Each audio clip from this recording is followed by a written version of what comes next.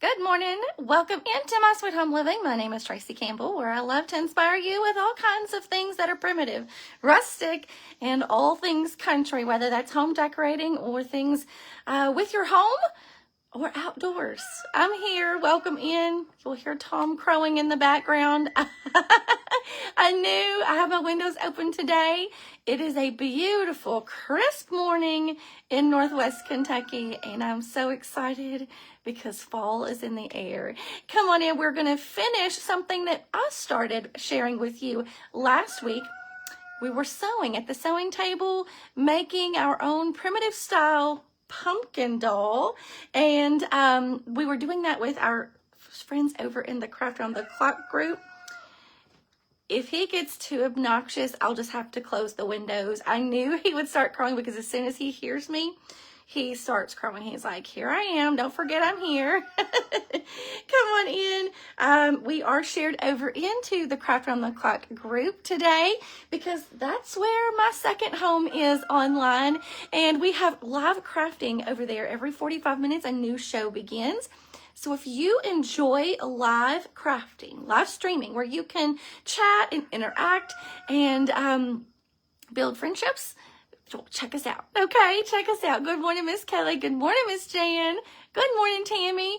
Tom has been crowing in the background for those of you that are just hopping on. He's saying good morning. There he goes. Do y'all hear him? Good morning. Okay, yeah, Pamela, you hear him. I knew he would. Hopefully, after he gets used to me talking for a little bit, he'll kind of mellow out. But welcome in. Good morning. Good morning, my sweet. You love it? Well, welcome to the country, right? Welcome to the country. The windows are open because, I mean, when the weather is cool, you don't miss the opportunity to have the windows open. Good morning. You love the sound of him. He can get a little obnoxious. I will tell you, last night I was out, not last night, but all day yesterday. Finally, I was like, I just yelled, I was like, would you hush? Good morning. You love the crowing? Okay, well, good. Hopefully, he'll mellow out here in just a little bit. Well, we're going to finish our Percy pumpkin doll that we started last Wednesday or last Thursday. We started it, and I got you up to the point to where you have your body sewn and put together, and then we were going to be finishing it today. You're excited to see it, Jeannie? I know I've had several of you asking about it, so that makes my heart happy. Hopefully you have kind of been creating it or maybe thinking about it, and you want to see the whole process. So I'm bringing you in to finish it off today. But before I do, I wanted to share something from Friday. If you haven't seen Friday's video replay, we did some primitive style sunflowers. It was Sunflower Day in the Craft Around the Clock last Friday. Every Friday we have a fun theme. This Friday is going to be Scrapwood Day. So tune in. But I wanted to share with you my sunflowers. They turned out so good. I was actually, when I was making them, I was creating them with putting them in mind with putting them in with my crows in my crock, my stoneware crock there. But when I got them all put together, I was like, they're a little big and they kind of take away from the crow. So I'm like, you know what? I got a better idea.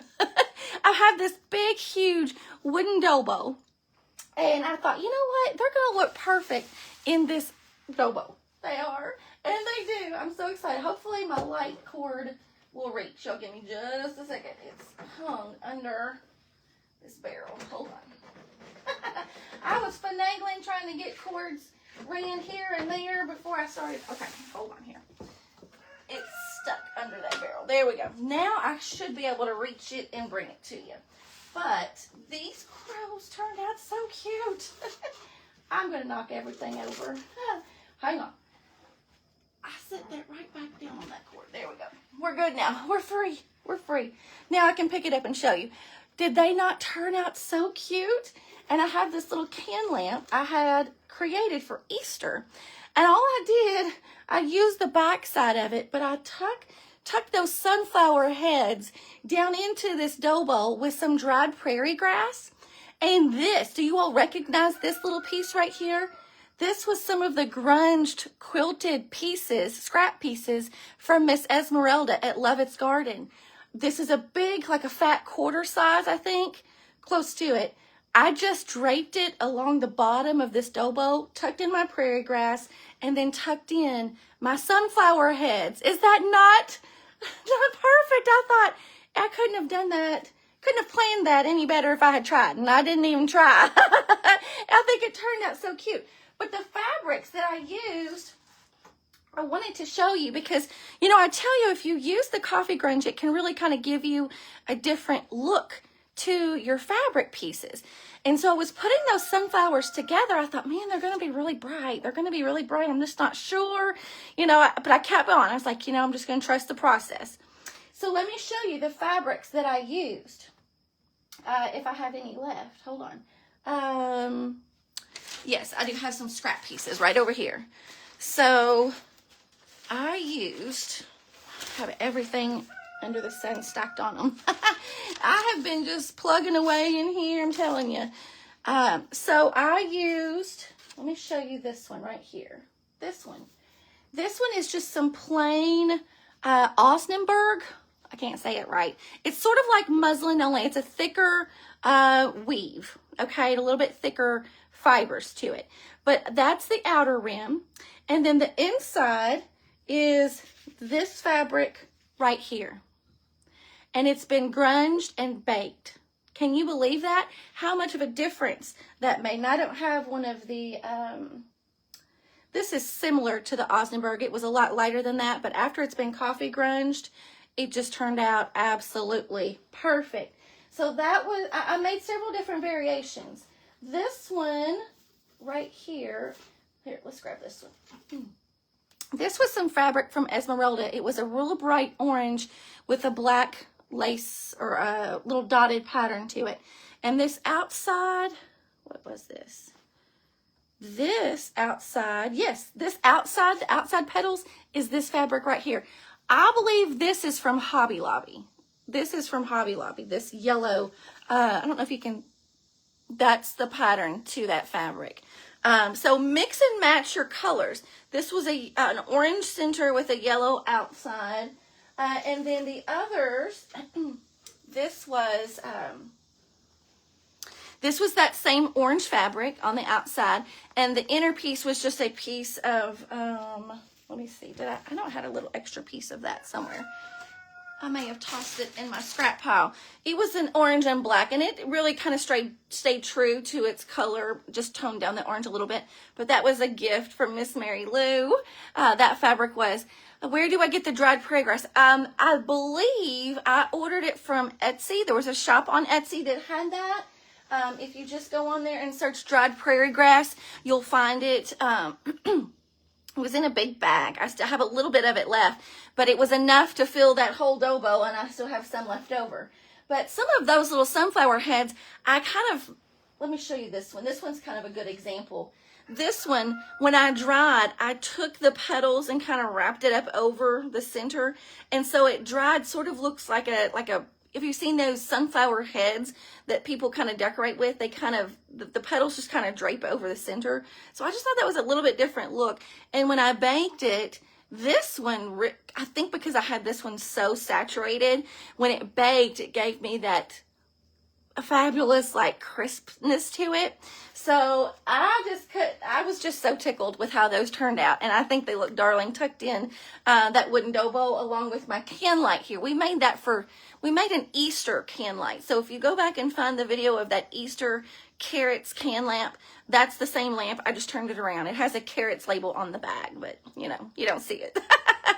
So I hope you all enjoyed that. I was tickled with how it turned out. I mean, I just love all those color tones together. And I thought I'd share that with y'all this morning because I haven't taken a picture of it. I made 6 sunflowers. So that video is from Friday. I have not uploaded that to my YouTube yet. I will upload that today. So you all know Facebook videos expire after 30 days. So after 30 days, if you want to go back and find any of my former, past project videos, you can go to my YouTube, My Sweet Home Living with Tracey Campbell, and find those video replays later. Thank you, Miss Jan. I just fell in love with them. So we have to finish Miss Percy Pumpkin today, and hopefully she'll be a sweet little addition to our whole setup back here when we get her finished. So if you started this with me last Thursday, I always bake them at 220 or 225-ish, okay? Somebody's asking what temperature to bake those. I know there was a lot of concern about the polyfill because I stuffed those sunflowers and then put them into the oven to bake, okay? There was a lot of concern in the comments about polyfill melting. At 220, 225, I have done that with my pears. I've done that with the crows. I've done that with several projects, and a lot of the patterns that you will purchase, they tell you to do the same thing. I have never had a problem at that temperature with that polyfill melting, okay? For one, you don't leave it in there long enough for the polyfill to actually reach a melting point. You're really just putting it in there for the warmth of it, just a little bit of the warmth, enough to just basically dry the outer shell of whatever you're drying. So, you do you, okay? If you're not comfortable with doing that, I totally understand. I'm just speaking from my personal experience. I've never had a problem with that, but I will caution you to always set a timer. Never put anything like that in the oven without a timer being set. Okay, that's my number one rule. Don't ever put it in there without a timer being set. And I always set it for like 5 minutes, and I just go in there 5 minutes and flip it. 5 minutes, flip it. Okay, that's just a good rule of thumb to follow. Okay, hey Miss Becky, how are you? So today we're finishing Miss Percy Pumpkin. I think she's really gonna be cute. I'm excited to see her come together. She's sort of like a mix between a scarecrow, a pumpkin, a snowman, maybe mixed in with a little bit of a witch. I don't know. But I think she's going to be absolutely darling. And I am taking my time with her to show you all the actual full process of how to do it. I'm not rushing it. I'm trying not to skip any steps. The only thing that I did after the live video was finished last Thursday, I left you all with a piece like this, okay? We had sewn this together, and I believe I cut open her little opening in the back, okay? And I said, okay, go ahead and stuff her and get ready, because when we finish her, we'll be ready to roll through the next steps, okay? So I have stuffed mine, and I will tell you, here's my experience. I worked on this after I was finished with the live Thursday, worked on it that night, and I started stuffing her with some of this stuffing that my mom had given me from some upholstered like couch pillows, okay? This, I tried it, but it wasn't working. Wasn't working real well because these little leg parts, let me show you. Trying to stuff her legs and into her boots is very, very, tedious. There you go. That's the word. It's tedious. And you really need polyfill, or something very, very, very similar. And I have discovered the differences between a cheap filler and something like polyfill. And for this project, you definitely want something like polyfill, because I have noticed that polyfill has this texture to it that allows it to roll upon itself and still sort of like, and prevent it from like balling up or bunching up, okay?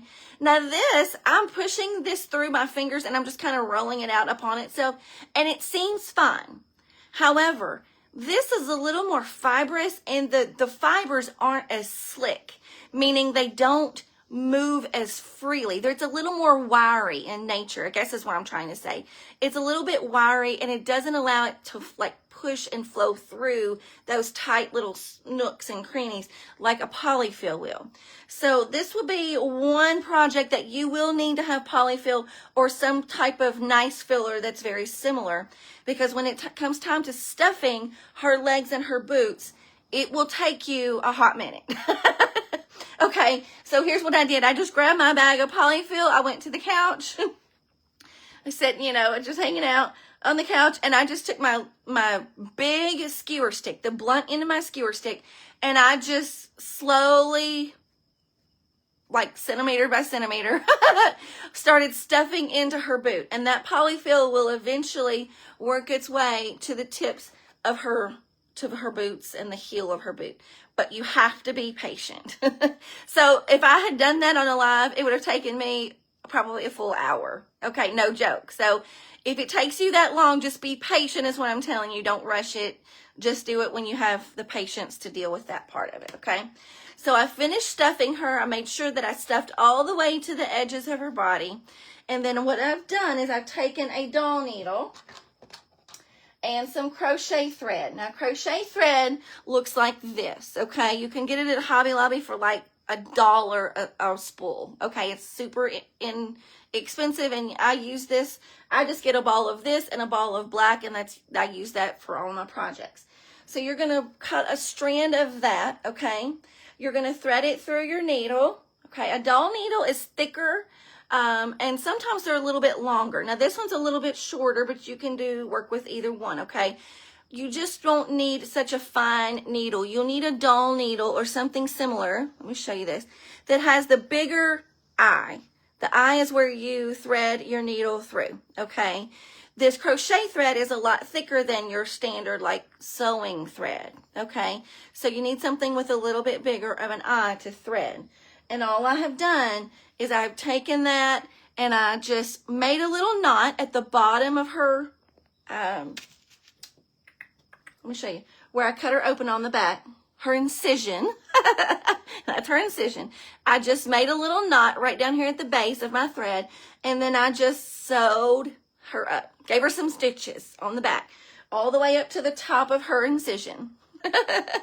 Just like that. All right, and that sewed her up. Now, the reason why I chose to do her on the back is because I wanted to put some filler on her bottom to kind of help give her some weight. I did not end up getting any filler because I had to order it online and it wasn't going to get here in time. So I just went ahead and stitched her up, but know that if I had done this the way I wanted to, I would have poured in some filler to give her a heavy base, okay? What color thread? This is just an off-white, just a creamy, like a vanilla color. That's the color I use because when you go to paint this or stain it, you're going to use coffee grunge and paint. That white will soak up the color of whatever color you put on your doll, so it will blend right in perfectly, okay? So we're ready for the next phase. We're going to color her. We're going to get a little messy.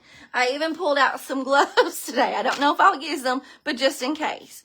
Let me see. If I'm going to try my best. Oh, Miss Mary, you finished your pears. Oh, good. Now, if you like Percy the pumpkin, and you would like to have a Percy pumpkin, this is probably going to be our next primitive sewing collection that I will offer you. If you're not on the primitive sewing collection, let me see. Let me get this opened up here. It's right here. Okay. I have popped that up. I hope that shows up on your screen. That is the email list of when I send out release notifications, so you'll know you'll get first dibs. There will not be very many of her because she's a big doll. I think we measured her, and I think, what was she, like a 14 by 17? She's a good substantial size, okay? So there will be a limited quantity, and I think we have already 300 of you on the Primitive Sewing Collection release list. So you'll have to be checking your emails. And also I will say that you want to check your spam emails because a lot of times those emails may go to your junk or your spam folder. So check, and check, okay? I will say that I do need to get her finished and kind of analyze and see what she looks like and photograph her. But if and when you see a photograph of her on my page anywhere, then you'll know to check your email list, okay? Okay. Hey, Miss Connie. Okay, so let's get busy coloring her up and finishing her because we have chatted a bunch, but it was good, important information that I want to make sure that everybody gets, okay? I do have my oven already turned on in case we have to throw her in the oven here in a little bit to bake her, but we're going to color her up first. If we don't get her coloring If we only get the coloring finished today, that's okay. I will be live again. I know for sure Wednesday morning at 10:30 a.m. Central Time. We may finish her up then. We'll see. Not going to rush her. Not going to rush her. Okay, so you're going to need about a tablespoon of orange craft paint, okay? It doesn't have to be any particular kind of craft paint. Just pick a good orange color and go with it. If it's super bright, that's okay because we're going to dull it down with some coffee, instant coffee and coffee grunge, okay? The directions on this pattern, the pattern is available from Miss Kelly at Chestnut Junction. She has a shop on Etsy where where she sells her digital patterns like this. And she offers this on her Etsy shop for $1.99. So if you sew, then you can purchase the pattern on your own and create her on your own. Okay? Good morning, Miss Karen. How are you? And then here's what you're going to do. You're going to pour about 4 tablespoons of coffee grunge down into the paint, okay? Am I measuring? No, I'm just eyeballing it, okay? Just eyeballing it. Now, if you don't have coffee grunge mixed up, you can use 4 tablespoons of water and about probably a tablespoon of instant coffee crystals if you have instant coffee, okay? Instant coffee, excuse me, I'm going to get that tickle in my throat and I forgot to grab my water. Instant coffee is really the key because instant coffee melts. It will dissolve into your color. And you really want that because if you're just using coffee grounds, it's not going to dissolve and melt into the color, okay? I'm going to tilt my camera down so you all can see Miss Percy come to life here. And watch me make a mess. That's okay because I have a whole stack of baby wipes and paper towels over here on the side because I knew this was going to be a messy job, but I'm already like starting the mess early. That's okay. We're ready for the messes. And there's Tom. He's like, I'm still here. Okay, I think what I'm going to do, you'll see it kind of look a little funky, okay? That's okay. That is okay. I'm trying to make sure that I see your comment. What did I order for the filler? JoJo, it is it's just little doll beads. Like they're sort of like little micro doll beads. I'll have to find them and I ordered them on Amazon. Good morning, Miss Tina. You ordered a sewing machine yesterday. Oh, Miss Tammy, I'm so excited for you. This is just the Waverly orange chalk paint. It's the color pumpkin. How convenient. Okay. And we're just going to go right on into this, okay? Now, it's going to be brighter in the beginning until we get through the process, okay? So you all are going to kind of hang with me here and we're going to see how she turns out. Actually, she's not as bright as I thought it would be. Oh, I love this. I love this already. Now, if it's bright in the beginning, that's okay. We can always darken it, okay? But it's hard to lighten it, okay? So start light and work your way dark, okay, if you want to do that. If you want to be sure to get the right color. But just use, I've used that Waverly pumpkin color, and I think that's going to be the perfect match. About a tablespoon of paint mixed with about 4 tablespoons of coffee grunge. And if you're a follower of mine, I'm sure you have a batch of coffee grunge sitting in your refrigerator just waiting. And if not, you can find my coffee grunge recipe pinned at the top of my Sweet Home Living Facebook page, okay? It's a cup of hot water, a half a cup of instant coffee crystals, 2 tablespoons of vanilla, and 2 tablespoons of cinnamon. And go cheap with your ingredients. Don't get anything super expensive, okay? Now you'll see I have my scrappy cookie sheet here, okay? This is my craft cookie sheet. Just a pan that I can set my things on and put them in the oven. And this is my crafting cookie sheet. This is what I use all of my crafts and bake them on in the oven. it never gets used for food. Because it has baked coffee and baked paint and all kinds of things on it. Okay, that is going to be now really nice. Now, I will say on camera, it's a lot brighter on camera than it is in person. So if I back her up, that's more of the real color. Okay, now if you see, if I get up closer, it gets brighter. You love the color? There is a link for the pattern. If you want to sew this on your own, okay, you can find the pattern link in my video description. If you do not sew and you still want to create her, she will be offered in my upcoming primitive sewing collection release. And what that means is I basically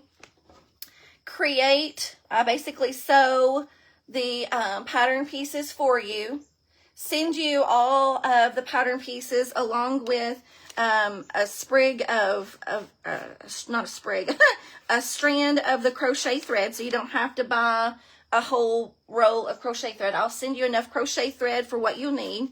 You'll need black and white for this, so I'll send you that along with the directions, and I will send you the link to a video where I show you from beginning to end how to finish that piece, okay? So it's just, you know, everybody has different needs. I know some people don't sew, some people do, so I offer you that option for those of you that don't sew. If you want to create her, you'll just have to purchase your polyfill and your paint, okay? I think that's really all you'll need. And your filler, if you want to stuff her little pocket. She has a little pocket that we're going to put on her belly that we'll stuff with like some dried greens or dried sweet Annie or something like that. But you can stuff it with anything you want, okay? I'm just making sure I get all the way down to the bottom. You love the color? Do I refrigerate my coffee podge? My coffee podge, I refrigerate both of them, honestly. Coffee podge and grunge. Now, coffee podge is not what I'm using today. Coffee podge has glue mixed in with it. But I do go ahead and refrigerate it too. But I also refrigerate my coffee grunge, just to be on the safe side. Just in case. Now, do I always? No, sometimes I end up leaving it out. Have I used it anyway? Yes. But just to be on the safe side, I always recommend that you refrigerate it when you're not using it, okay? All right. I know one thing I forgot to grab were some sticks for her arms and her little stem, but that's okay. Okay. She's all colored up just about. Now see how quick and easy that came together. Let's paint her legs. Now you do want to make sure you get in all her little creases. If she gets a little wrinkled up, you'll want to make sure that you get the color in all of her little creases, because especially around the top of her leg there, it'll want to kind of crease up on you. So get that covered up pretty good. Now we are going to paint little boots on her, but I'm going to go ahead and give it the coat of this color first, okay? We're going to paint little black boots on her, and then we'll put some little stripes on her legs, sort of like little stockings, okay?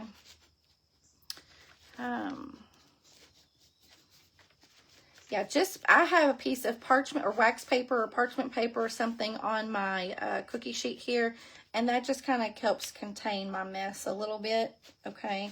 But this will be messy, so if you want to do this like over your kitchen sink, or just make sure you cover your work surface. And all we're dealing with is paint, and it's chalk paint, so it will come off. I don't know if it would come out of, you know, clothing or fabric, so be careful there, okay? But it's not going to stain like a countertop or anything. It should clean up just fine off of a countertop. All right, so here's what we're going to do with her now. I am going to wipe off this parchment paper, wax paper, whatever this is. I don't even know. Honestly, probably what I need to do at this point is take some paper towels and squeeze out some of the excess, okay? That will just kind of help her dry a little bit quicker. once you squeeze out some of that excess, now you can see it is taking some of the color off, okay? So you might want to skip this step. I'm just trying to speed along the drying because I don't like that. I don't like it.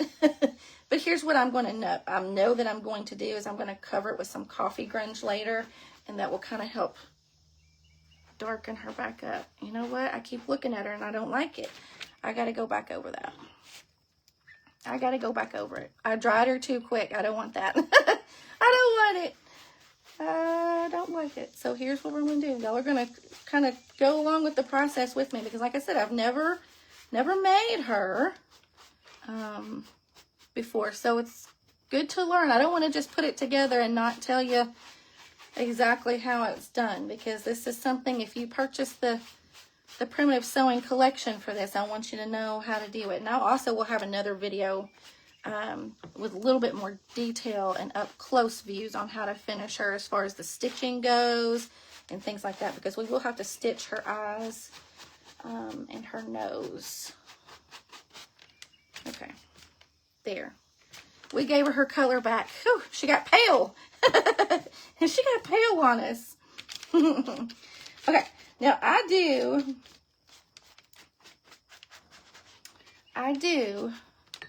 want to go and put her in the oven, okay? So here's the thing. Ooh. I'm going to put her in the oven, and I am going to have to leave the camera, but I want you all to know exactly what I'm doing to get her dry, okay? And I may bring you with me to the kitchen here in a little bit. I don't know. But I'm going to go slide her in the oven, okay? And set the timer. I'm going to set the timer on, I'm going to probably set the timer on probably 8 minutes, okay, for her, since she is so much bigger and thicker and pretty damp. I'm going to set the timer for 8 minutes. And when we get back, we're going to work on her little patch, her nose, and her eyes. And hopefully, if my mic is working, I'll be able to talk to you all the way to the oven. So, I already have the oven turned on and preheated. So, I'm just sliding her in the oven, and I'm going to set the timer. I'm going to set the timer for 9 minutes. That may be a little long. We'll see. We'll see. Okay, now for her eyes and her nose. There's that little scrap piece of fabric right there at my feet that I was looking for. You're going to cut 2 little triangles, okay? Now these are pattern pieces that come with the pattern. Let me show you the pattern. Right here. Let me grab it. It fell off my table over here. Okay, this is the pattern. And she gives you the instructions, okay? I've already printed the instructions. And here are the pattern pieces. I print these on cardstock and then cut them out and then use them on my fabric. I showed you all how to do that last Thursday on part 1 of this video. But the little eye and the nose are there for you. And she also has a pocket on her belly. Now, for those of you that didn't see, let me show you what she looks like. Because you'll see what I mean. If you did not see the picture of her when I showed you last week, she's so cute. Let me zoom out a little bit so you get the full effect here. This is what she's going to look like, okay? She has the little scarecrow look to her face. So she has the little triangular nose and eyes. She's going to have a little scarf, and she's got this little pocket on her belly, okay, that we're going to stitch on in a little bit. But you can see her boots. Do you see her boots? We're going to paint her boots black and give her a couple little stripes on her legs, okay? And we're going to put 2 stems in her for arms and a stem for her stem. A stick for her stem. There we go. And then I am going to put some dried Annie in her little pocket on mine. So that's what we're going with. Now, it is a little bit of a process. Y'all, I got coffee grunge all over my sewing machine. But not very many people say that very often. And I wipe it off. And I've got coffee stain all on my fingers. It looks like I've been like a mechanic working on greasy motors. Thank you. Isn't she cute? I think so too. Now, I will say, just from experience, the pattern says to bake her first, to dry her, and then stitch on her eyes and nose and such, her little pocket and things like that. However, I know that when I bake, when I have painted and baked something, that the fabric gets crisp and it's really a lot more challenging to stitch those pieces like this on, okay? So I'm going to take a little bit of a detour from what the pattern says, and I'm going to show you in my head what will be an easier route to this, okay? So while she's drying, we're going to work on her eyes and her nose right now. Actually, I won't be able to do anything with her nose just yet. I'll have to do her eyes. I will have to stitch her nose on. So for her eyes, let me zoom in a little bit, and you all just pardon my coffee grunged fingers, okay? Yours will look the same if you don't wear gloves. So I'm gonna, I don't need the white. I need another doll needle, okay? With black crochet thread on it, okay? I have just ran a piece of that crochet thread, and I will send you a strand of this crochet thread in your primitive sewing collection if you order one, okay? So you don't have to buy the big spool of it for one project. So all I'm going to do is I'm going to kind of make some little hash marks, I guess, or little triangular lines for her eyes. It's just, what am I trying to say? It's just supposed to be sort of like little haphazard lines, like irregular. There's no set. My chickens are going crazy out there. They have been so noisy this morning. Now this will take a little bit of time, okay? So don't rush it. And you don't want to pull it tight. So let me show you what I've got here. I'm just going to pull that thread through right there. And it's going to make, this is my tail. I can cut my tail off. I made a little knot at the end of that thread, so it would kind of hold it in place. Okay, so here's what I have for her eye right now. And then you basically want to make some little X marks, okay? So I'm going to go through again in a different direction. I'm sticking that needle through right here. I'm going to bring it through. You don't want to pull it so tight that it makes your fabric pucker, okay? You just want it to have those straight lines. If you pull the thread tight, it will kind of just bunch up your piece of fabric. Now, sometimes that thread wants to get in a knot. Come on. So nothing about this you want to get in a rush for. Hold on a second, I got to get it unknotted here. Somehow, as I was pulling that through, it tried to knot up on itself. There we go. Okay, so you see what I've done there.